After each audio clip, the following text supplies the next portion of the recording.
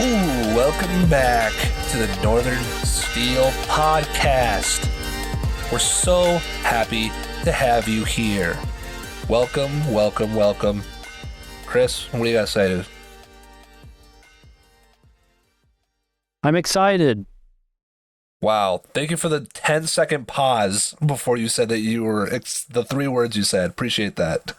That's what I do best. Sure is. So, we came back last week from our big hiatus. We talked about free agency, some of the things that had already happened. And, that first week was like the big free agency week, Chris. That was like when everything kind of went down. Now, there's still moves to be made.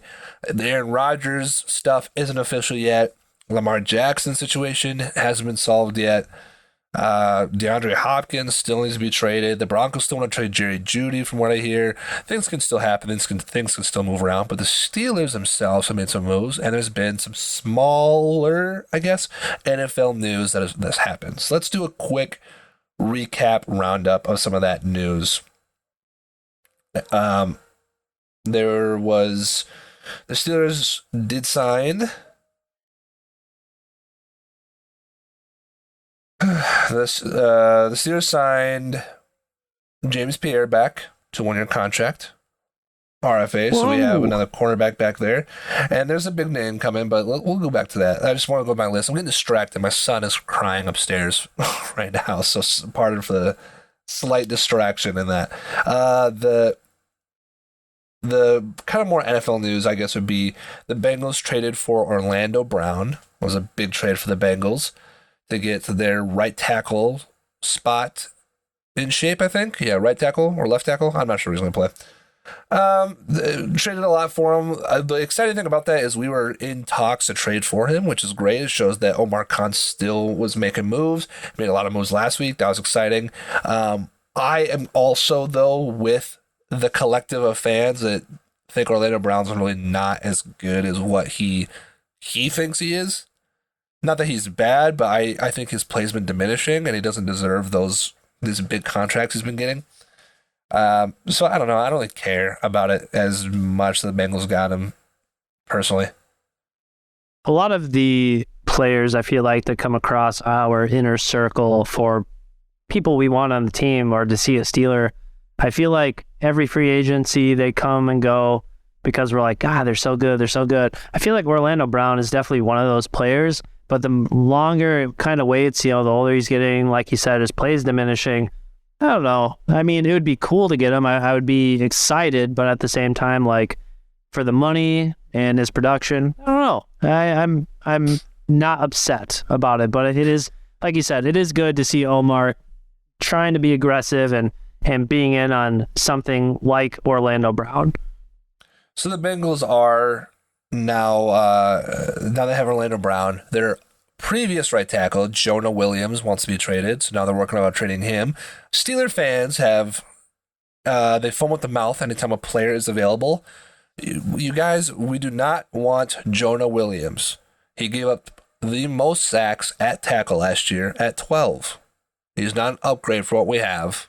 He's the same, if not worse. We do not need Jonah Williams on this team. Past that, we talked a little bit about like veteran receivers. We would like to see like a veteran receiver join the Pittsburgh Steelers. Where Cole Hardman went to the Jets. There was another name I thought that went too, but more of the bigger name that definitely wasn't going to happen, but we liked him because he's from Minnesota. Adam Thielen went to the Panthers, but for, good Lord, a 3-year deal. Never going to happen in a million years. The new wave the Steelers fans are riding on now is for Odell Beckham. It's not going to happen. I'm being real honest with you. No. I mean, I've even seen tweets talking about Aaron Rodgers and him wanting to take their talents to New York together. So, I mean, who knows what's going to happen? I'm not holding my breath over it. And also, like, I don't know if I want Odell. I don't know. It just seems like one of those, like, ooh, shiny, let's grab him kind of a player. Well, like from a talent perspective, you're like, oh, of course I want Odell, but you gotta really think logistically. Where does he fit in? He doesn't really fit in anywhere. Because you have DJ and George Pickens on the outside. That's going to play. Whoever we get as a veteran receiver, they have to play slot. They really do. And is Odell going to be comfortable wanting to play slot on this team when he probably thinks he's better than both our certain receivers? No. So we don't really need that kind of issue arising from what that could cause. I just don't think it's going to happen at all. I still think you could get a guy like Jarvis Landry or somebody else, or you draft, or you just roll with the punches and roll with what you got. Who knows? What's that dude's first name? Gardner Johnson from the Eagles. Is it Chauncey?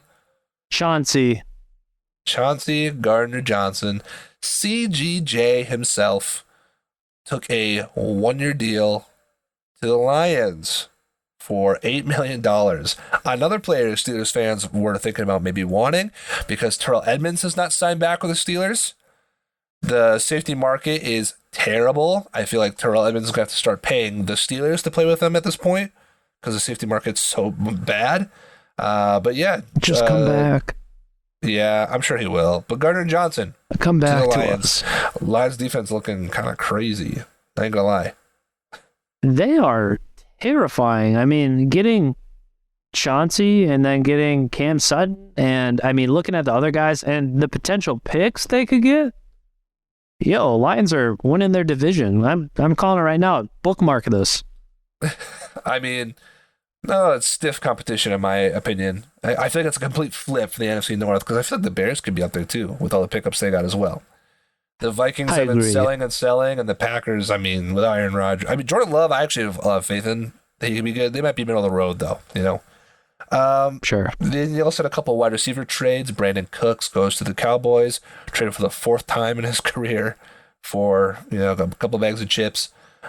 Elijah Moore today traded to the Browns for the Browns' 2nd-round pick, but they received Elijah Moore and the Jets' 3rd-round pick. Some people saying this is a really good trade.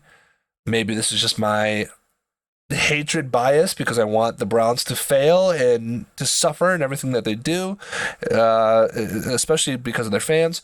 But I don't think it's that great of a trade, especially with a team that doesn't have a lot of draft picks from the Deshaun Watson trade, and they traded to the 2nd-round pick. And they're saying, well, we're not going to get a better receiver than Elijah Moore. I'm sorry, did I miss the moment where Elijah Moore is that good? He hasn't gotten over 600 yards in either year. And you can chalk it up to quarterback play, but I don't know if Deshaun Watson's not really that good anymore either. So, color me not scared. So true. Absolute facts. That was pretty much the NFL news. I mean, there's, again, veterans, wide receivers that could be made. Bud Dupree's been out there forever. The Steelers could get him back. I really want to reiterate, too, for people who are listening, Bud Dupree, if he comes back, is not taking anyone's spot. I think people are always concerned, like, Bud Dupree's never healthy. He only had 1 good year with the Steelers. He is not going to be in a starting role. Alex Highsmith has earned his spot to start. TJ Watt's always going to start on the other. We're talking about depth. We're talking about rotation. We've had Malik Reed, Taco Charlton, Derek Tuska in rotation and relief recently. It'd be nice to have a guy like Bud Dupree in rotation and relief. Listen, our record without TJ Watt is like 1-74. So, I mean, like, I don't know how much of a bigger picture that needs to be painted. Yes, when healthy, our edge rushers, oh, man, they're sexy, Dom. They really are. But when one of them's hurt, I don't know, man. That's a scary sight. That's bad news bears right there. I still want Edmonds back, probably. I still want the Ngakak 3000 on the line. But, you know, we'll have to see what they do. But the Steelers did make some moves still. They actually made a coaching move, which is great. They hired a new defensive assistant, Jason Brooks, from the Ravens. A defensive-minded guy who's been all over the Ravens organization, got his little fingers in every single spot that the Ravens have had, and should hopefully be a good defensive mind for the Steelers to help out Mike Tomlin in that spot. And then I would say I don't know if we lost Devin Bush last week when we were talking about free agency, but in case you didn't hear, we lost Devin Bush as well as Malik Reed. Rest in peace. He's the best number 10 draft pick ever So Yeah, probably. have fun on Seattle. And good luck. Have fun covering the Niners. Oh God, that sounds horrible. He's gonna get throttled by Kittle. That's terrible. Now, he did have like one of his best games against the Niners, but that was also during his rookie year and he was good. So, the Steelers did make one more, besides the James Pierre re-signing, one more great signing last week. Big time move for guard Isaac Suemalo. Is that right? I should look that up first. I think you're right. Yeah, no, it definitely should have, but that's okay. Big Isaac from Philadelphia. He played right guard. He has played left guard in the past, so that's probably what he'll be moved to, and played left guard for a full season before. But he played right guard the past couple years. I mean, just a big, solid guy, great head of hair, big mauler, pushes people, opens up run lanes, good in the pass. I mean, there's nothing. What is there not to like? He also looks like a smart guy too. He's able to help Jason Kelce out, lining up with defenders. I mean, that's probably one of the most exciting picks we've had in free agency this year, besides Pat Pete for the name. But that was a great pick. You know, and he's an absolute stud. Like you said, he's very smart. He picks up on blocks. I always love when we get new offensive linemen and they happen to show a clip when they're playing the Steelers. You know, it has to be. It's a right of way. But at the same time, like, dude, Wormley wasn't doing anything. You can make the argument that it was against Chris Wormley, but at the same time, like, he had other highlights that were coming out where he's picking up two guys at once. He's not letting anyone get close to Jalen Hurts. I'm really excited about him. Plus, what? To be fair, the Eagles went all over us, so nobody was competitive in that game for the Steelers. Fair. Very fair. Just saying. I mean, they rolled over most teams last year. But, Dom, I do have a fun statistic for you and the crowd. Oh, man. I could hear them just waiting for it on eager ears. Tell us, Chris. We want to know about our new guard. Look no further. So, fun fact. I did a little bit of research, and something that really pissed me off about last year in our offensive linemen is that they are very, very, very, very penalty prone. All right? Extremely.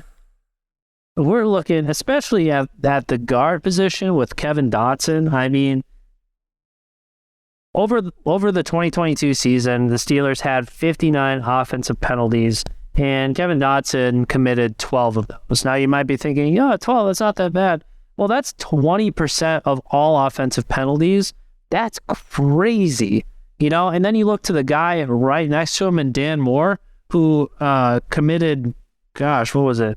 Like 10 of the 59, so 17%. That's wild. And I mean, as a point of reference, bringing this guy in, so Philadelphia actually committed quite a few more offensive penalties than we did last year, which I thought was a little surprising, judging by how dominant their offense was. I would say that's more of a numbers game to me, because I think the Eagles' offense was on field longer, had more opportunities. Yeah, sure.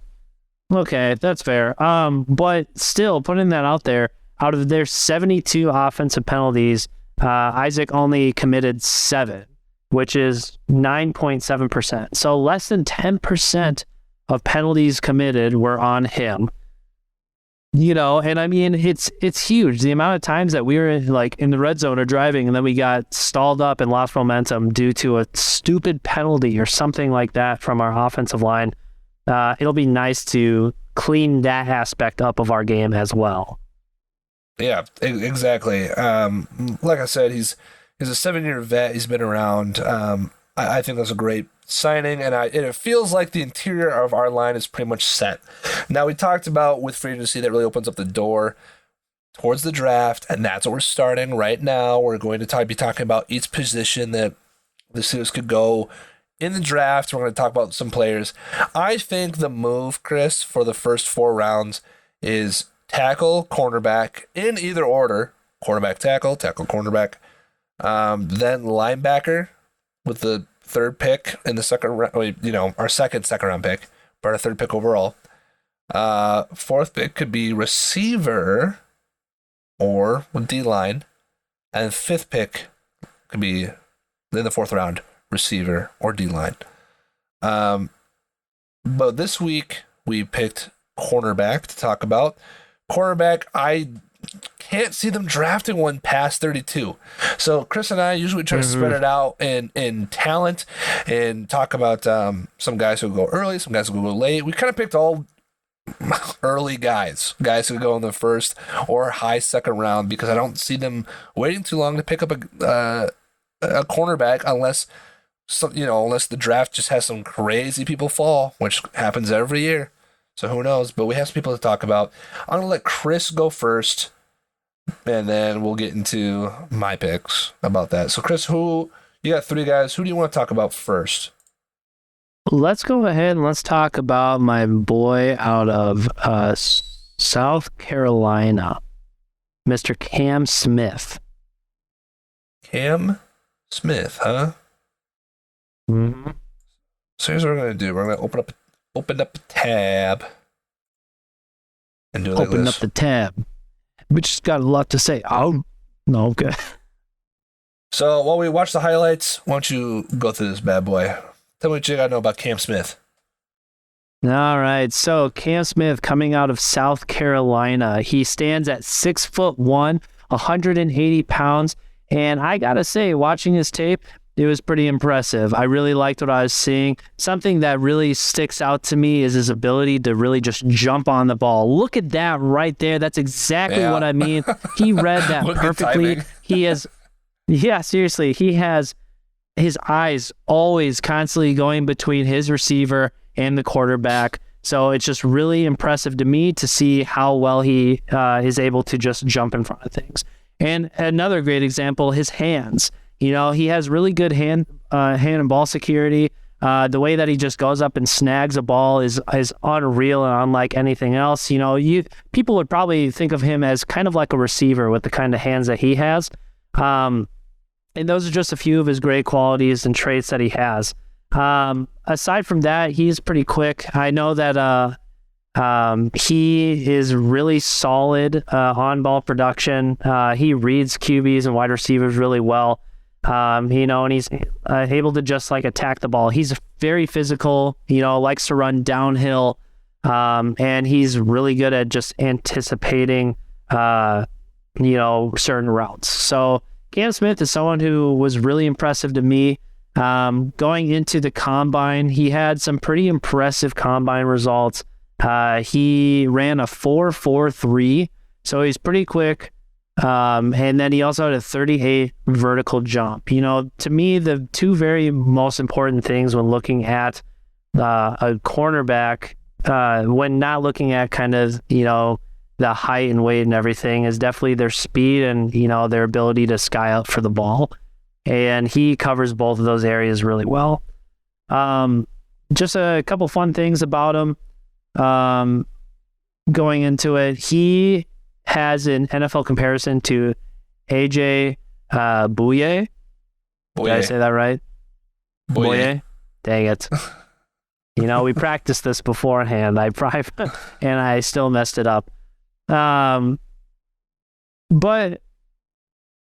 overall, he is just a very promising football player. I'm really excited to kind of see where he's going to be heading in the draft. And, maybe we'll see him at number 17. But to me, Cam Smith is more of that later round. I think this cornerback draft class is very deep.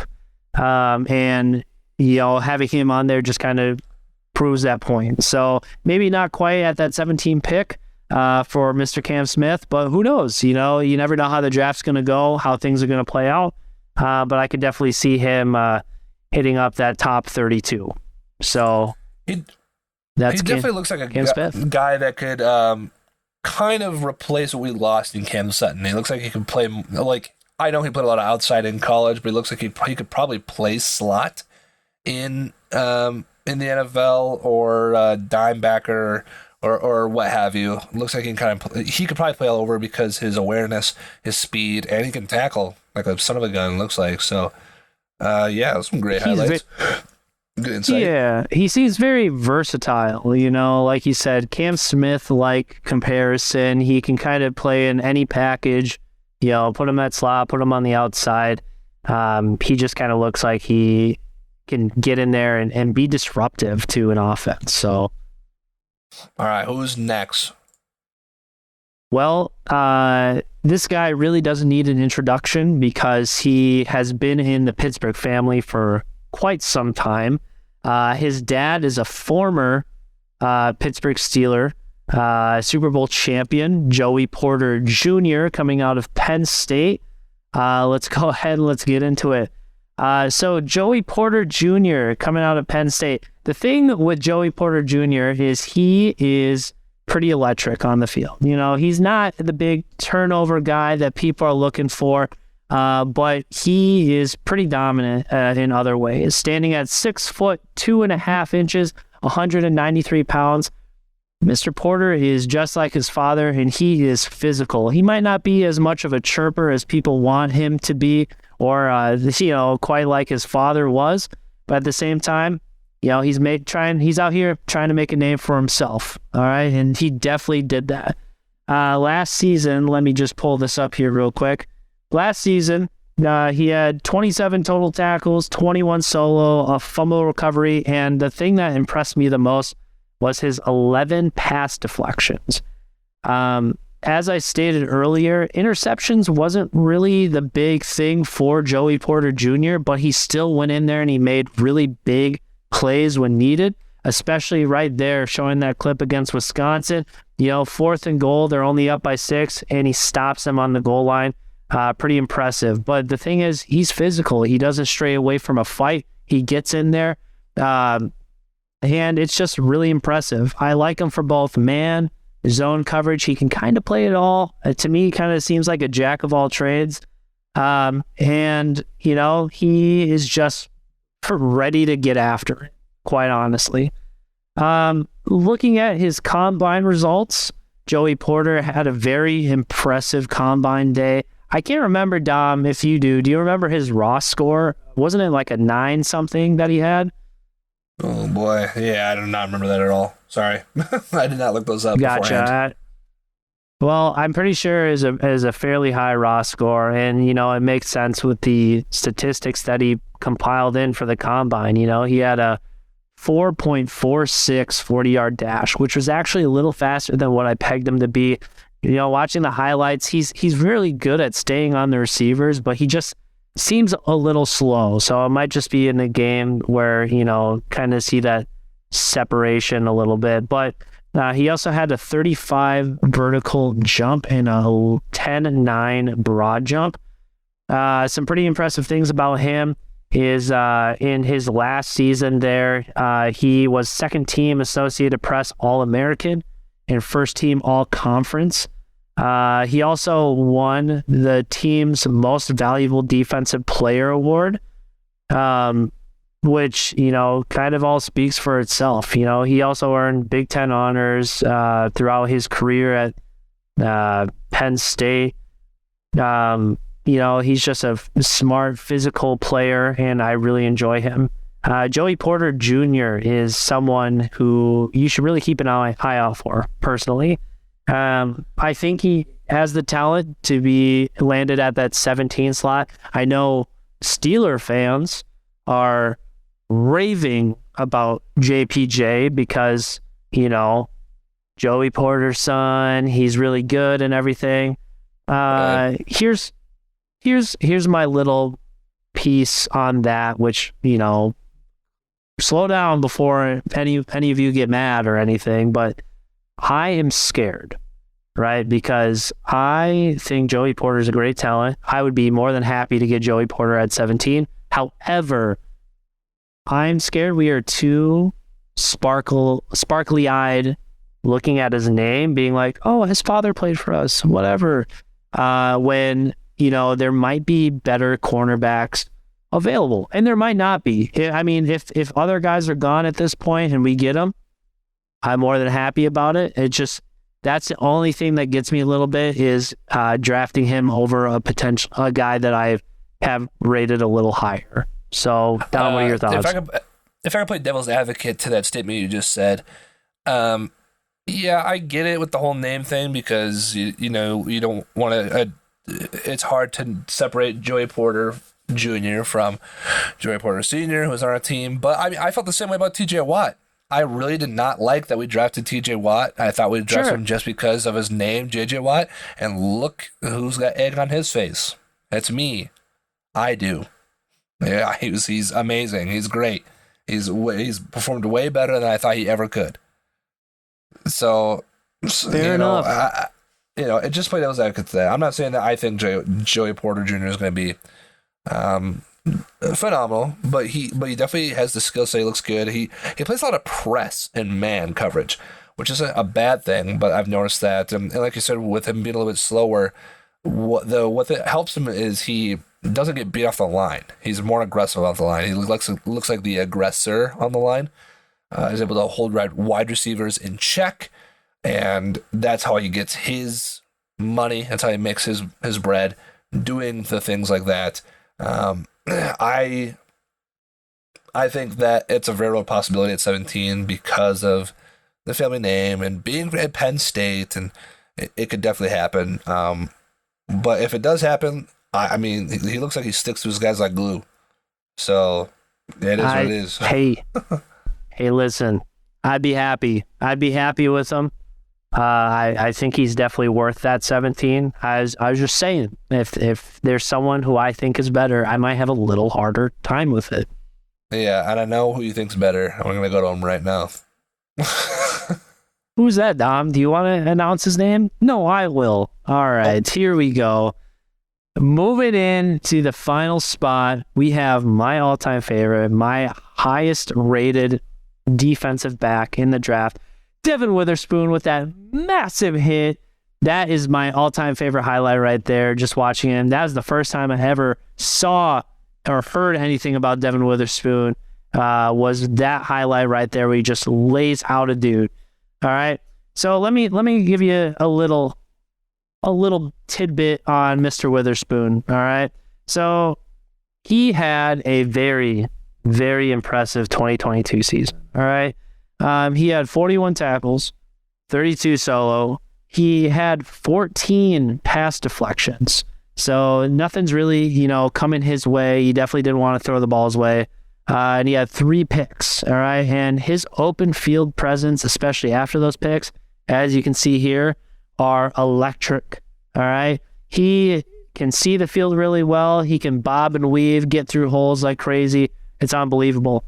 And something that I really got to point out, especially with Devon Whitherspoon, is his ability to just zoom and hawk down on a receiver. I think in this highlight reel that I watched, he had about 4 or 5 tackles for losses from those bubble screens or whatever, just because he read them so well, Like I said earlier with Cam Smith and his ability to just lock on eyes with the quarterback and to read those plays really well, I think Devon Whitherspoon does that so well, and he's such a hard hitter.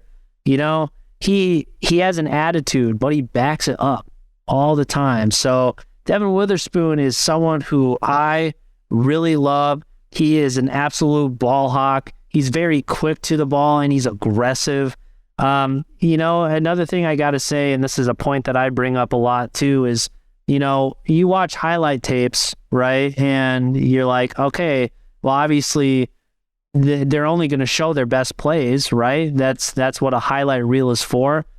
How do you explain it when you have a highlight reel that's nearly 10 minutes long? That's a damn ass long highlight reel, all right? Obviously, he's doing something right, okay? And just to kind of boast his stats up a little bit too, in the last 2 seasons, he's had 23 total pass deflections. So it's not just a 1-year thing. It's not like he just came on hot. He was hot last year, when he really started taking over. I think he's a dominant guy. He's one of the highest rated cornerbacks coming into this draft this year. Here's the little disappointing thing. He is coming off of a hamstring injury. Now, this hamstring injury did prevent him from participating in the combine. It also made him not participate in Illinois' pro day. So we really don't have a 40 time on him or, any kind of athletic stats to go off of. However, here's an interesting thing for you, Dom, if you want to know. If you look at his draft profile, they rank cornerbacks based off of the 2023 combine. And you would think, well, if he didn't participate, he shouldn't have a score. Wrong.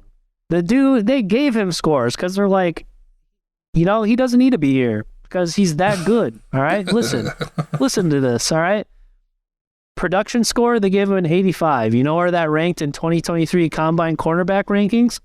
Third. The dude didn't even step on grass or AstroTurf. All right. And then we have the athleticism score. He kind of slacked a little bit on that one. He got the 72, which is 22nd. All right. But for total combine score, he is ranked 7 out of all cornerbacks. 7. The dude didn't even participate. He didn't even say, oh, yeah, I'll show up. And what more do you have to prove being this guy? All right. He is so good. I'm so hyped on him. He's in 2022, he received Associated Press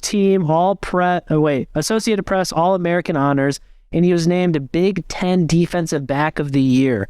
This says recording 17 pass deflections, even though stats say 14. But still, that's amazing. He is so good, and I want him so bad. All right, you can go and bring me down a little bit, but that's Devon Whitherspoon, everybody. I guess, yeah, I mean, he can do it all. There's a reason why he's ranked 1 or 2 with Christian Gonzalez. He's just solid. He can man, zone, ball skills, everything. Play recognition, tackling. It's all there. It really is. I don't think he'll be there our pick, but if he is there at 17, it's going to be hard to pass, and I don't think they should. They should probably take him. And yeah, he's the real deal. It'd be nice to have one good Witherspoon on our team. So we'll see what happens. all good. All mock drafts I've seen have him going to the Eagles, and that breaks my heart because him and Darius Slay seems like an impossible matchup for anybody. So, they re-signed James Bradbury too, so they can. James Bradbury ain't starting after the hold in the Super Bowl. Probably not, dude. Yeah, that hold, and then Devon Witherspoon making him look like a man-child. Yeah, it's not happening. Suppose. Okay, those are some great picks, Chris. Those are all guys that could go in the first round. Even Cam Smith, but he'll probably be available. He'll definitely be available by our pick, I think, but he could still go before our pick 32, in my opinion. So all great first round guys. The 3 guys I have are also highly rated. Probably could go in the late first, most likely second round guys. However, to me, they're all guys who could either really make it in the NFL or they could really just crumble. And that's the thing about the cornerback position is that you could really just make it or you could fall apart and fall flat on your face. I remember when the Steelers drafted Justin Lane and we watched those highlights and I thought, hey, this guy could be pretty good. And I never saw the field. I remember when memories. I was looking for cornerbacks and the Browns drafted Justin Gilbert really high. And I remember watching his tape and I was like, I love Justin Gilbert. He's so good and tall and fast and amazing. That's the best tape I've ever seen from a college player. And then he sucked for the Browns. And then we got him and he sucked for us. And these things can happen. I remember that Chris and I looked at 6 cornerbacks last year. You want to know what cornerback we didn't look at all? And his name wasn't even on our roster, on our mind? Was Tariq Woolen. You want to know who was one of the best cornerbacks last year as a rookie? Tariq Woolen. So some of these things you just don't know. And I got 3 gambles that you just really don't know. And the first one I'm going to talk about right now is Deonte Banks from Maryland. Tell me. I am going to tell you once I get his combine score off the screen. Oh my God, that athleticism score was unreal. Well, okay, spoiler alert, but yes, it is. But I'm getting to it very soon. Unreally unknown. Here he is. Okay. Stats, they're kind of whatever. Okay, Deonte Banks. Let me play this so Chris can watch it. The thing with Deonte Banks being from Maryland is I don't really know. My downfall with him immediately is the competition he plays, but he definitely has the athleticism to keep up with people. He is also a guy like JPJ, Joey Porter Jr., that just plays press, plays man, and he stays on his guys like glue. Doesn't have a lot of picks in the NFL or in the college, just like Joey Porter Jr., but he's always on his guy nonstop, and that's something you can appreciate from him. Now, I guess the downside to that would be is I don't know if he has more flexibility in his game to play other roles. Can he play zone? Can he play a slot cornerback position? I would like to think hopefully he can. It's hard to say in these highlights because he plays one-on-one so well with his guys, and he's able to just stay on them, keep it locked down, which is great. But that could go either way for a guy coming out of the draft, and you're going to have to teach him to maybe do some other things, especially as a rookie. But his measurables, let's go over the stats first. His final year at Maryland, he had 38 tackles, 25 solo, 8 pass defense, and 1 interception. Throughout his entire college career, he had 2 interceptions. He had 1 interception his senior year, 1 interception his freshman year. Not very a big pick guy. Also, he had 8 pass defense in his final year, but last year, I don't think he must not have played a lot. He must have been injured. But in 2020, he had 1 pass defense, and in 2019, he had 2 pass defense. Again, what I struggle with is he has some good highlights, but the competition, the level of play concerns me. I know that doesn't always matter when you get drafted to the NFL, but I mean in games where they played Rutgers and they win 37-0, but then they play Ohio State with C.J. Stroud and Marvin Harrison Jr. and JSN, and they lose 43-40.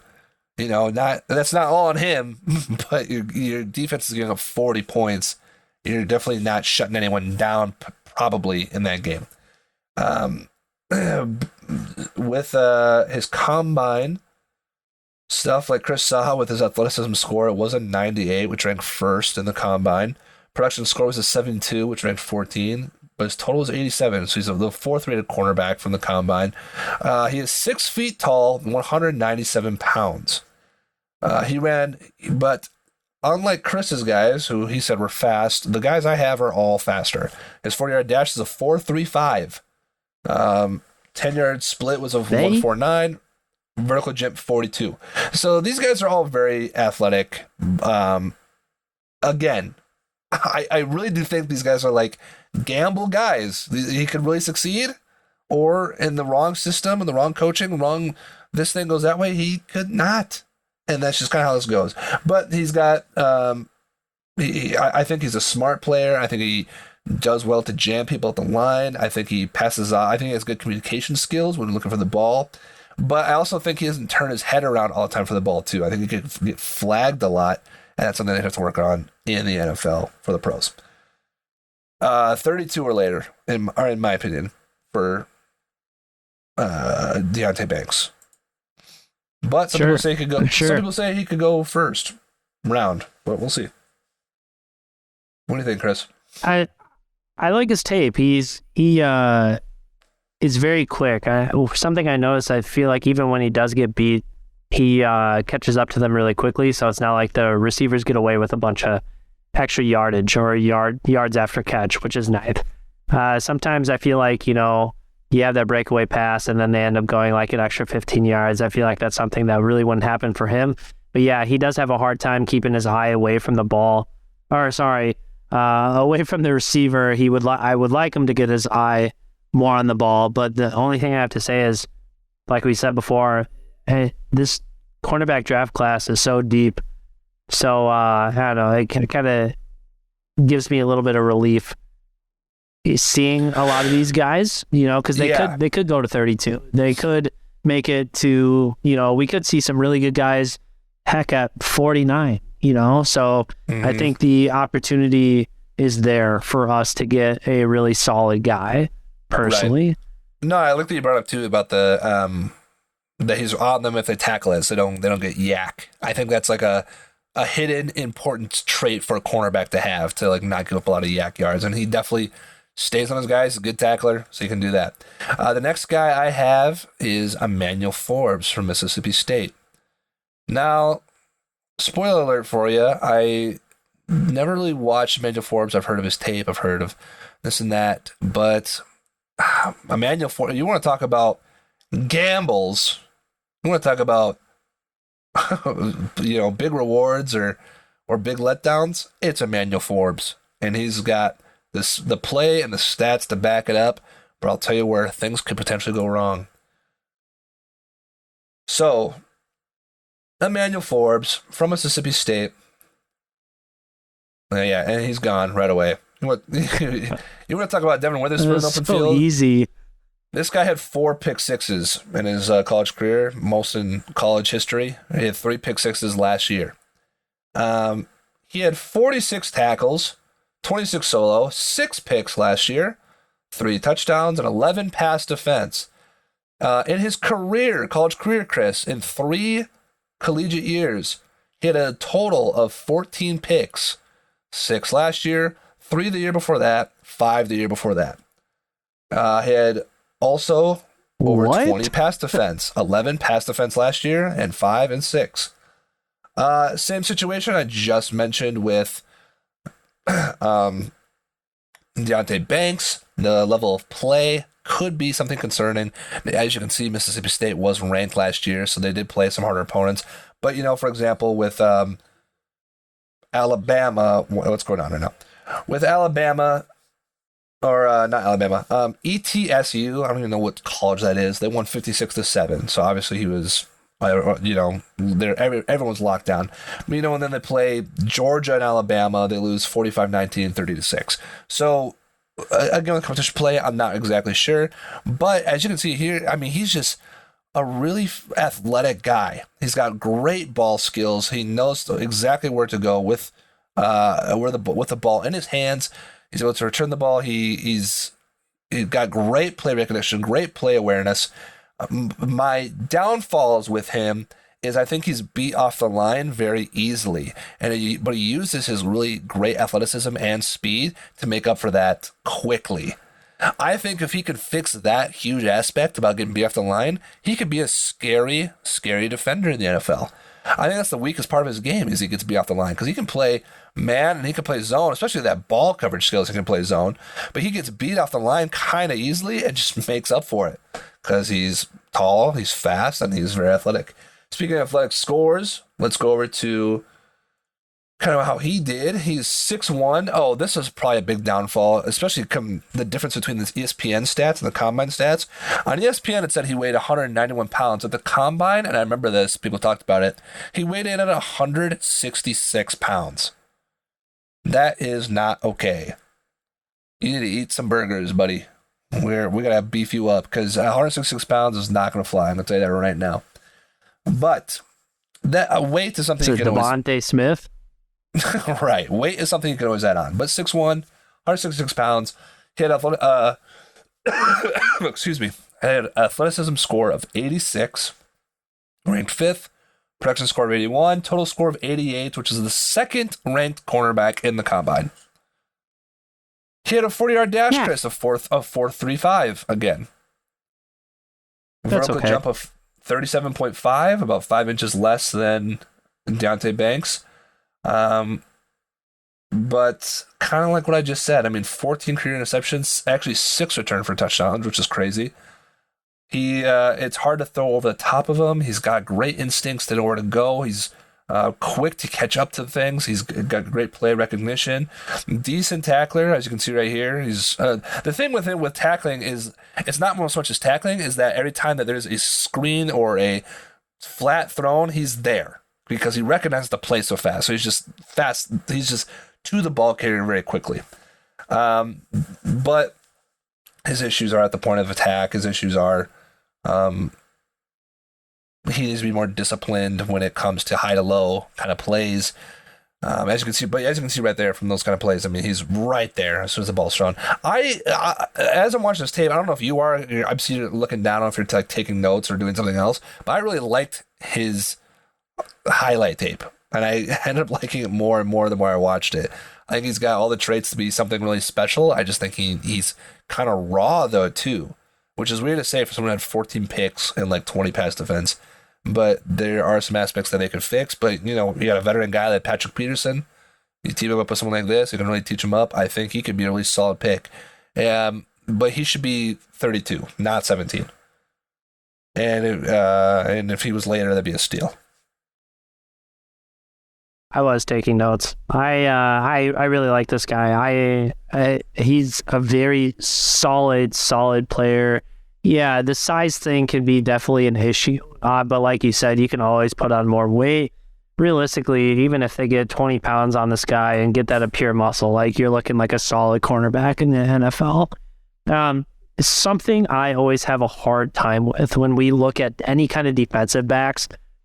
And you said it too with Deonte Banks, is the level of competition that they're playing. The other thing that's tough too is in these highlights, a lot of times you'll be like, oh, this dude had 7 picks on the season, but then you'll watch it and it's like super bad underthrow. Like, of course he's going to pick it because like no one's there or something. You didn't really see a lot of that in Emmaunel Forbes tape. I feel like he jumped the ball really, really well. The size concerns me a little bit more so just from the tackling aspect. And I don't know if that's something we would go for because Steelers are very much like I'd rather have you hit someone than something like, you know what I mean? They really want the aggressive. So I don't know. I like this tape though. Yeah, but like I said, I think that's something. It's an easy fix. Bulk him up because I think he's a good tackler. I mean, there's a lot of plays in the highlights where he can tackle, get to people. And bulking up is not really something that's going to be hard to fix. It's just up to him to do it. But the defense has changed more of an interception mindset lately. I mean, they had 20 picks last year as a unit. And yeah, I agree with you, though. Sometimes picks can be from bad throws or whatever. I would say there's as many jumps, play recognitions by him, and more lucky plays. They're kind of equal. But Minkah Fitzpatrick excels in that, too. Sometimes he picks things off because he's smart. Sometimes things fall in his lap. And can't go wrong with that. So... I really like Emmaunel Forbes, actually, the more I watch him. If his downfall is the weight, it is what it is. But, I mean, at 32, after watching his tape, I was always like, I'm not sure if I would like Emmaunel Forbes at 32, because we knew other names more. Now, I would. I would like Emmaunel Forbes. I would just say, get to Pittsburgh, go to Primanti's, get some grease in you, get some food. You'll be good to go. Absolutely. And then the last cornerback is someone that I'm not extremely high on, but I felt like I had to do it because something you got to do, guys, is you got to accept things that may happen in the universe. And we're Steeler fans through and through, and whoever they draft in the black and gold, you got to be fans. I didn't know who Artie Burns was, but when he was drafted, I'm like, I guess I'm a fan of Artie Burns now, which lasted about 2 years. That was a fan of him. But regardless, I was. And whoever dons it, dons it. My last player is Keelee Ringo, who has already had a dinner and formal meeting with Tomlin and Omar Khan. So the possibility of him being taken is higher than people think, is how I feel. So I feel like, let's watch his tape and get familiar with who Keelee Ringo can be and try to hype ourselves up on what Keelee Ringo could do. Now, I will say the thing to get hyped up on Keelee Ringo off rip. Um, is this playing out loud? What's happening? It is. Oh, there we go. Okay. There it is. The thing to play. Nice pick. The thing, yeah, to be nice or to get excited about Keelee Ringo off rip, I think is his overall size. He's a big dude. He really is. I'll go to his combine stuff first. He's 6'2", 207 pounds. He's just large.